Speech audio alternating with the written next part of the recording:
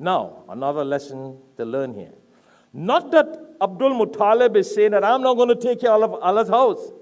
But you and I also got to learn that if you don't have the ability, the capability, the authority to do something, put it in the hands of Allah. So Abdul Muttalib here was acting with intellect. He's not saying I'm not in charge and I'm scared and I'm a coward, I'm giving up. He says, no. I accept I don't have the ability to fight you and your armies. But the owner of that house, who is Allah, He will protect it. Abraham was like, what is he talking about here? He laughed. He thought it's stupidity.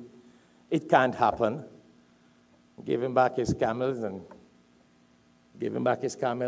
Muttalib took his camels, went back. He told all the people in Makkah, he said, hey, let's go up to the mountains. Abraham is going, marching in to do his action. Be safe. You see the hikmah again. He didn't say go stand in front of Abraham and all his thousands of camels and animals. He didn't say that.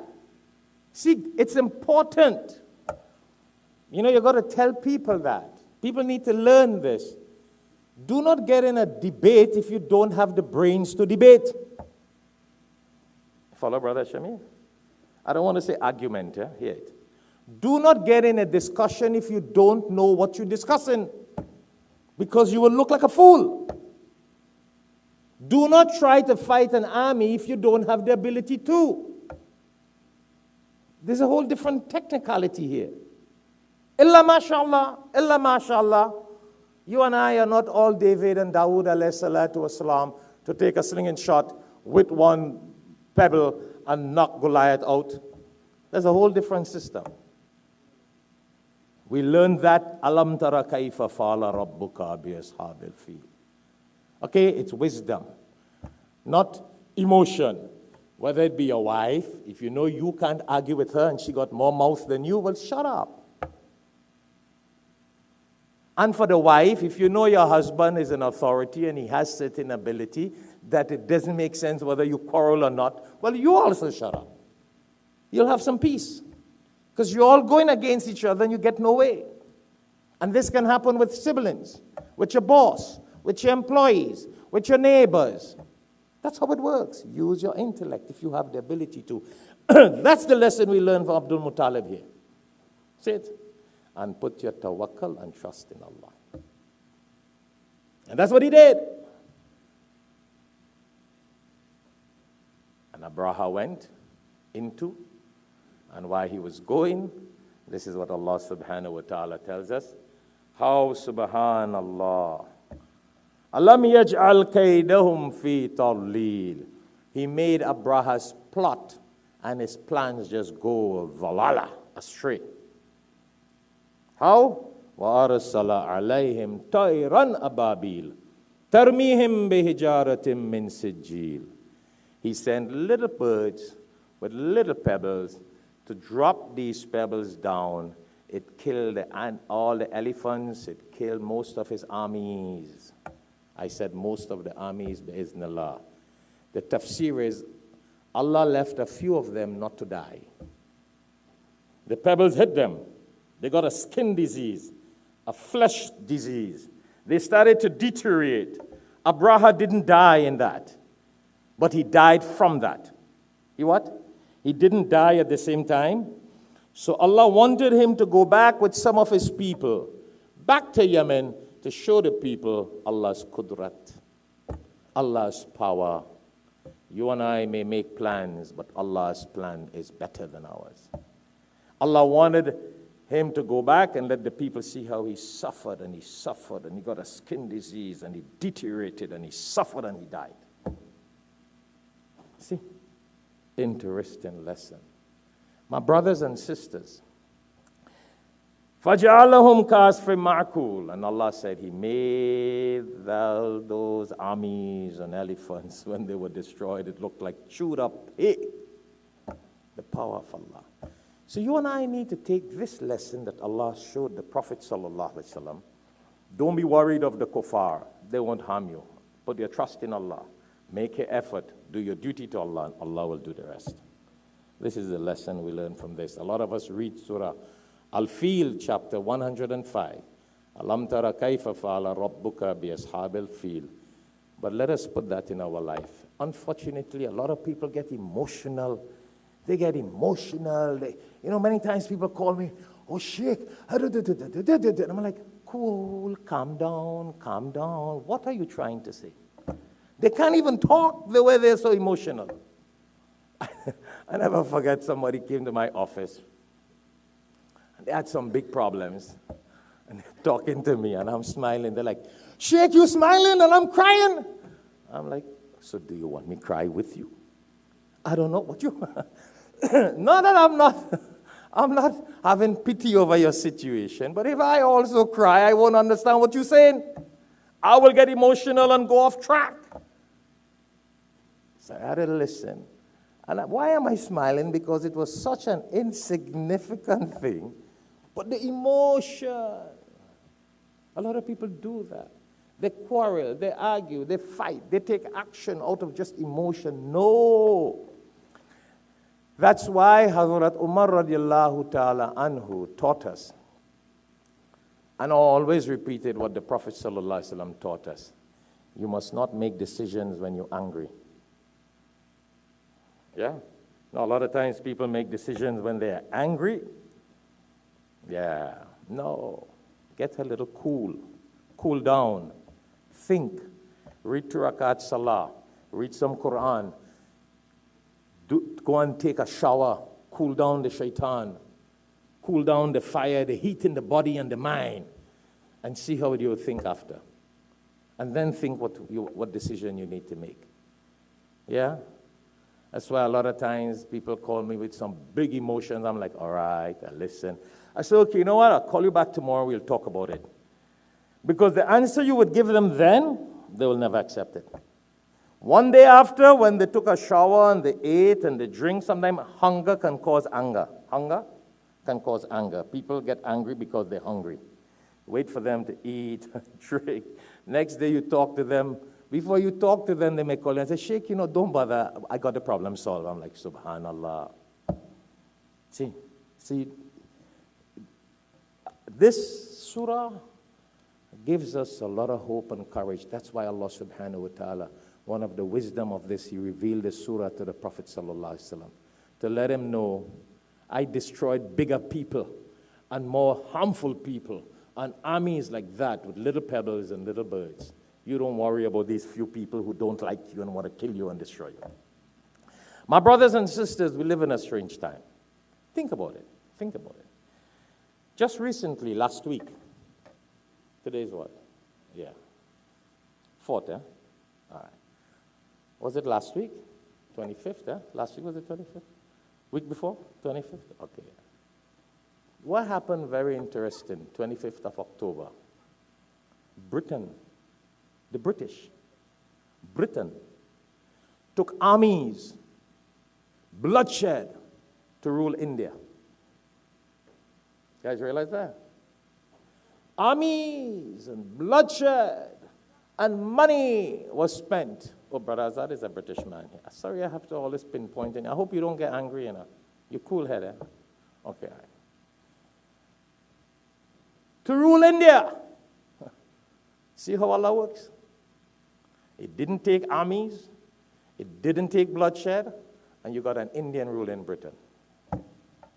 What's his name? Rishi what? Sunak. No armies, no bloodshed, no war. And you got one man ruling the entire Britain. And you had so much of people whose lives were lost when they did it. Allah has ways of doing things. Take America. Obama. America and their history of buying slaves. Slaves were brought here. Slaves were bought here and brought here. And years after, you had an African who became the president of America. Could you see history? You see Allah's qudrat. Let's put another point together. Think. So don't give up and get frustrated. We are using hakikat and reality example here. This is no Nancy story that you read offline. This is reality. You live in America and you live in this time.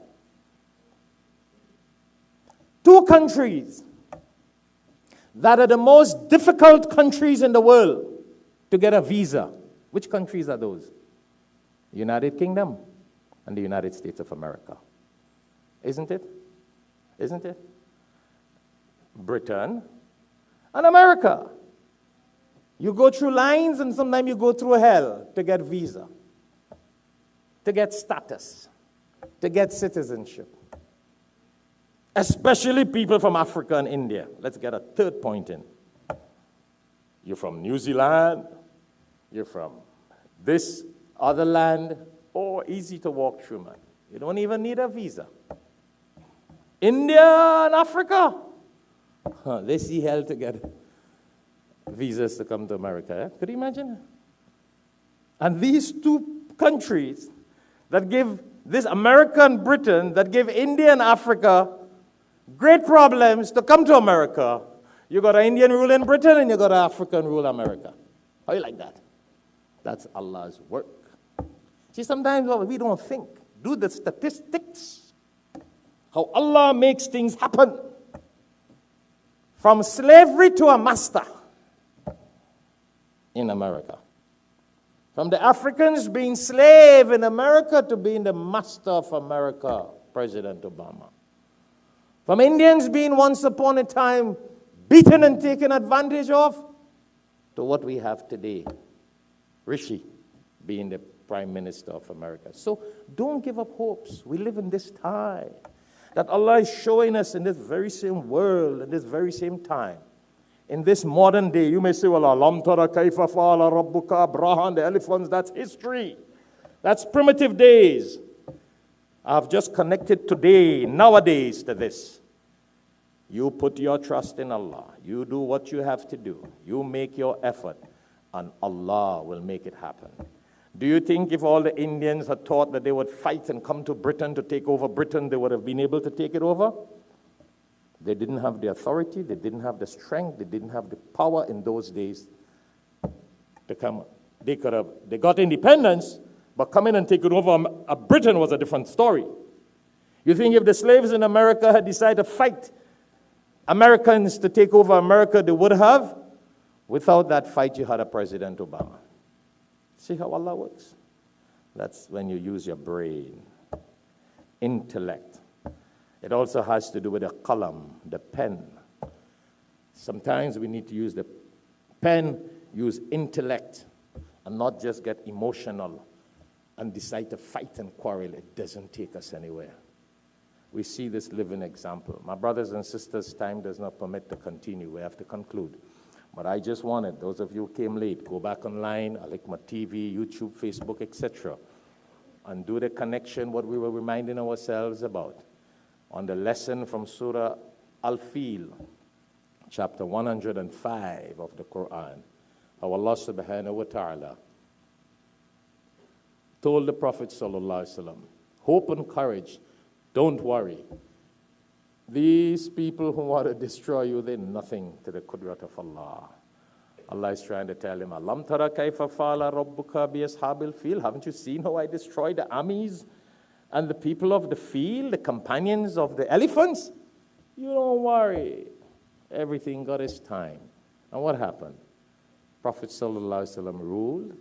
The few Meccans who wanted to destroy him in Mecca, he went away to Medina. Allah gave him power, success, came back, took over Mecca, and covered the whole territory. And his leadership is in the whole world today. Not just a little Mecca where a few people wanted to kill him and destroy him. His power is in the whole world. His leadership is in the whole world. His name is in the whole world. People are ready to give their lives if someone says something against the Prophet sallallahu alaihi wasallam. See the strategy? That's what we learn in Islam. Muslims should not act emotional and crazy. It's unfortunate. You know, I don't want to say this. Please, nobody get offended. Don't get offended. For Allah's sake, don't get offended. If you do, I make astaghfar in advance. So you see, President Obama took over America, where the slaves were once slaves here, and now he became masters. You see, Rishi became Prime Minister of Britain, who spent millions and billions to destroy and steal and rule India. But yet in a Muslim land of Pakistan, you see Muslims shooting their ex-prime minister. Are we right in our head as Muslims? That's how you use your brain? We need to show them Surah Alam Tara Kaifa. Learn some politics, learn some system. Sometimes I wonder if these are the people who want to run America. Learn some hikmah. Learn some strategy. Muslims, that's how we run politics in Muslim countries. Go back and study the Quran. Go back and look and see how the Prophet ﷺ lead the world and is the greatest leader in the world today. Not by all these kind of unnecessary wild. The Prophet ﷺ was prepared to go to war. Face me man to man. Don't try to shoot me from the back. That's a coward. Follow that. The Prophet ﷺ put the children and women aside. Come, face me like a man if you're a man. Muslims in Muslim countries don't go behind and set bombs and go shoot your political leaders, whichever party, I don't care which party they're from. I'm not from that party anyhow. That's not how Muslims operate. Misrepresents the Quran, the Sunnah, and Islam. And then we want to run America and we know politics. Stuck for a lot. Maybe a few people do it, but we need to lead the world. We need to set better examples. Muslims supposed to set better examples. That's what we're all about in the world today. We are followers of the Prophet ﷺ. We need to exemplify his sunnah. And he was the greatest politician. He was the greatest leader. He conquered the people who wanted to kill him, kill him, kill him. That's why he migrated from Mecca to Medina. But he did it with some strategy and tact from the inspiration and wahi and guidance from Allah subhanahu wa ta'ala. And the same Meccans and Makkah that wanted to kill him and destroy him, he came back and became their leader. And he ruled Makkah even though he was sitting in Medina. See that? He went back to Medina and still ruled Makkah. That's how he was. And had his followers rule Makkah. That's how he was. Learn from him. Don't follow crazy politicians in the world. Muslims, if we go back into the Quran and we follow true leadership and politics, we will have the best examples. Islam is the way. Islam teaches us not only to praise Allah, Islam teaches us everything. Leadership, politics, dynamism, intellectualism. Everything Islam teaches us. Don't get wild and follow wild things and demonstrate wild and bomb and shoot and kill people. We never saw that in the Sunnah. We never saw that in the Sunnah. Yes, we saw in the Sunnah if someone wanted to fight the Prophet, he said, come, face me. Camel to camel, man to man. He didn't go behind and bomb and blow up people and did secret things. That was not the Sunnah, and that's not the Islamic strategy. All right?